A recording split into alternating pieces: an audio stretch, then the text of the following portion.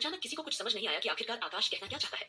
तभी आस्था आकाश को कंफ्यूज होकर देखते हुए पूछती है, आकाश भैया, साफ साफ बताइए, आप क्या कहना चाहते हैं।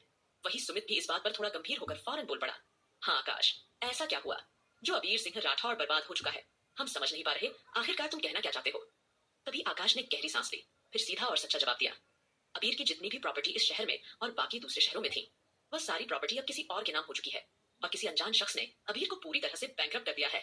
आकाश के कहे शब्दों को सुनकर सबके एक्सप्रेशन फौरन बदलते चले गए, मानो जैसे उसकी इस बात पर सभी को जैसे झटका सा लगा हो कि हालात इतने कैसे बिगड़ गए। वहीं आस्था ने भी दंग होकर फौरन अपने मुंह पर हाथ रख लिया और तब उसे याद आया, आज अबीर अरमान के सामने उसके साथ ऑफिस में कॉफी पी रहा था, तो हो सकता है अरमान को यह बात बहुत बुरी लगी हो और इसी वजह से उसने ही अबीर को बर्बाद कर दिया हो। अब जैसे ही आस्था ने सबके सामने यह अंदेशा जाहिर किया तो आकाश तुरंत उसकी बात काटते हुए बोला, नहीं आस्था, अरमान ने अबीर को बैंकरप्ट नहीं किया है, यह सब किसी और शख्स ने किया है और वह कोई और नहीं बल्कि राजवीर जिंदल है। राजवीर का नाम सुनकर एक पल में आस्था की आंखें कठोर हो गई और अगले ही पल उसका चेहरा गुस्से से तमतमा रहा था। वह एकदम से बोली, आप ये क्या कह रहे हैं, राजवीर जिंदल। तब आकाश ने लाचारी से हाँ में सिर हिला दिया। उसने तुरंत सबको एक एक करके सारी बातों के बारे में बताना शुरू किया। हाँ, हमें राजवीर जिंदल की एक टिप मिली थी कि वह नाइजीरिया में है और जैसे ही हमने अपने आदमियों वहां सर्च करने के लिए भेजा तब हमें पता चला कि राजवीर जिंदल वहां से गायब हो चुका है और अब वह वापस इस शहर में लौट आया है और इस शहर में आकर उसने सबसे पहले अबीर सिंह राठौड़ को अपना निशाना बनाया और उसने उसे पूरी तरह से बर्बाद कर दिया है। अब अबीर सिंह राठौड़ पूरी तरह से बैंकरप्ट हो चुका है। आकाश के मुंह से निकले उन शब्दों ने सभी को सदमे में डाल दिया। आस्था को अब समझ आया कि उस वक्त अबीर इतनी हड़बड़ी में क्यों ऑफिस से बाहर निकला था। तभी ध्रुव कुछ सोचते हुए अविश्वास से बोलता है, लेकिन ऐसा कैसे हो सकता है, और अगर सच में राजवीर जिंदल इस शहर में वापस आ गया है और अगर उसने ही अबीर को निशाना बनाया है तो इसका सीधा मतलब है कि उसका अगला टारगेट कोई और नहीं बल्कि हम लोग यानी सिंघानिया परिवार होगा। ये कहते हुए धूर के माथे पर चिंता की लकीरें उभर आई। इस वक्त सभी के चेहरों पर चिंता और परेशानी के भाव साफ साफ दिखाई दे रहे थे। आसपास का माहौल एकदम टेंशन वाला हो गया था और तभी आस्था अपने नेगेटिव इमोशंस को इग्नोर करते हुए कॉन्फिडेंस से बोली, लेकिन हमें अच्छी तरह पता है कि हमें राजवीर को कैसे संभालना है। बस एक बार अरमान जी की यादें वापस आ जाएं, फिर हमें कोई परेशानी नहीं होगी। वैसे भी अब तक वंशिका प्रोफेसर साहब से एंटीडोट लेकर आ गई होगी, बस हमें वह एंटीडोट मिस्टर सिंघानिया को देना है, उसके बाद सब ठीक हो जाएगा। अब जैसे ही आस्था ने यह कहा वैसे ही ध्रुव के चेहरे के एक्सप्रेशन एकदम से बदल गए। वह मायूस सी शक्ल बनाकर बोला, नहीं भाभी, अब ऐसा नहीं हो पाएगा। ध्रुव की यह बात सुनते ही आस्था आंखें आश्चर्य से चौड़ी हो गई। वह थोड़ा घबरा गई और हड़बड़ा कर बोली, आप कहना क्या चाहते हैं ध्रुव भैया। तब ध्रुव और आकाश ने एक दूसरे को अफसोस भरी नजरों से देखा। इसके बाद ध्रुव ने प्रोफेसर पर हुए हमले और एंटीडोट गायब होने की बात आस्था को बता दी। ध्रुव के शब्द किसी धमाके की तरह थे जिसे सुनकर आस्था हक्की बक्की रह गई थी। एक पल के लिए जैसे वह जम सी गई थी, उसके दिल और दिमाग पर अविश्वास की लहर दौड़ गई थी। उसे लग रहा था जैसे उसके सामने उसकी सारी दुनिया बिखर गई हो, जिसे वो बिखरने से बचाना चाहती थी। वह अपने भीतर की बेबसी और गुस्से को अपने चेहरे पर लाने से रोक नहीं पा रही थी। माहौल में एक चुभने वाला सन्नाटा छा गया था। वहां खड़ा हर एक शख्स हैरत में पड़ गया था। तभी आहान सीरियसनेस के साथ बोला, यानी इसका मतलब साफ है, राजवीर जिंदल पूरी तैयारी के साथ इस शहर में आया है और आते ही उसने सबसे पहले अबीर सिंह राठौड़ को बर्बाद कर दिया और हमारा एंटीडोट भी गायब करवा दिया। सुमित भी इस बात पर हामी भरते हुए आगे बोला, हाँ शायद बहुत पहले से वह हमारे हर एक मूव पर नजर रख रहा होगा और अब न जाने कौन सा हथियार कब कहां से इस्तेमाल करें। एक बात और, आकाश ने सबका ध्यान अपनी ओर खींचा और एकदम से कहा, राजवीर जिंदल इस खेल में अकेला नहीं है बल्कि कोई और भी उसके साथ इस खेल में शामिल है। और वह कौन है यह बात हम अब तक पता नहीं लगा पाए हैं, लेकिन बहुत जल्द हमारे आदमी इसका भी पता लगा लेंगे। आकाश की इस बात ने सबको और परेशान कर दिया। सच कहा जाए तो किसी ने सपने में भी नहीं सोचा था कि राजवीर जिंदल इस तरफ वापस उनकी जिंदगी में लौट आएगा। वहीं दूसरी ओर अरमान सिंघानिया हॉस्पिटल से सीधा अपने ऑफिस की ओर रवाना हो चुका था, क्योंकि ज्यादा देर हॉस्पिटल में रुककर वह अपनी फीलिंग जाहिर नहीं करना चाहता था। यह उसकी पर्सनैलिटी को सूट नहीं करता था।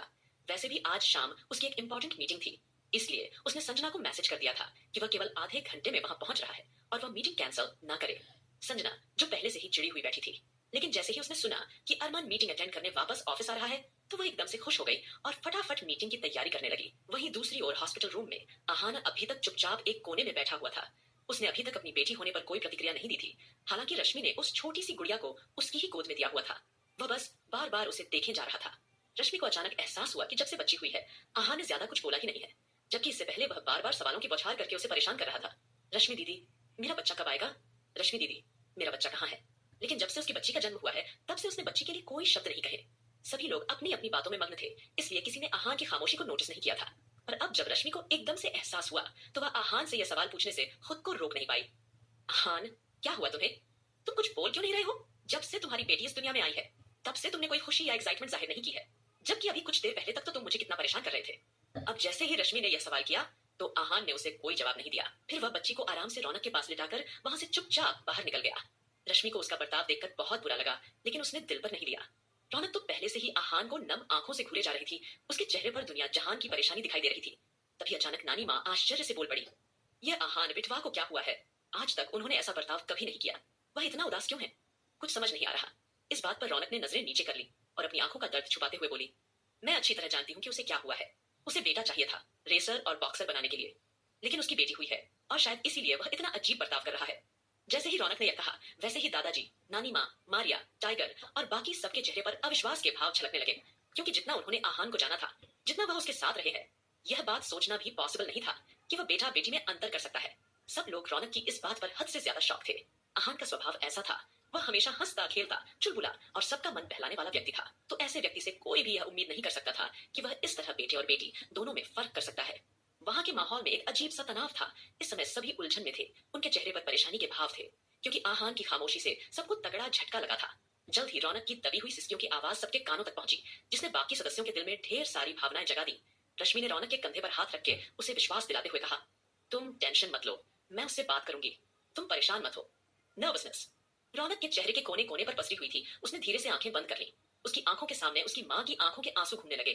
वही डर, वही दर्द जो अब उसकी अपनी आंखों में आने वाले थे। इतना सोचकर रौनक के मन में एक अनजाना सा डर बैठ गया। उसने अपनी बेटी के हाथों को प्यार से थाम कर मन ही मन तय कर लिया, अगर आहान उसकी बेटी को एक्सेप्ट नहीं करेगा तो वह अपनी बेटी को लेकर कहीं दूर चली जाएगी। जैसे उसकी माँ ने अकेले रहकर उसे पाला था, वह भी अपनी बेटी को अकेली पाल लेगी। ये सब सोचकर रौनक का दिल भर आया। वहीं दूसरी ओर आस्था की आंखों में भी इस वक्त आंसू थे। उसने सपने में भी नहीं सोचा था कि इस तरह से एंटीडोट खो जाएगा और राजवीर जिंदल भी अचानक इस शहर में आ जाएगा। आस्था को शांत कराने के बाद आकाश, सुमित और ध्रुव जल्दी से उसे आगे की सिचुएशन समझाते हुए बोले, भाभी, अगर राजवीर जिंदल ने इस शहर में आकर यह सब ड्रामा किया है तो इसका मतलब साफ है कि उसका अगला टारगेट अरमान भाई ही होंगे। हमें अरमान भाई पर 24 घंटे नजर रखनी होगी। इस बीच यह भी हो सकता है कि राजवीर जिंदल अरमान भाई से मिलने की कोशिश करे। और वैसे भी अरमान भाई अपनी यादें खो चुके हैं। उनकी पुरानी यादों में राजवीर जिंदल उनके गुरु हैं, जिन्हें वह इस दुनिया में सबसे ज्यादा मानते हैं, और वह राजवीर जिंदल जैसा बनना चाहते हैं।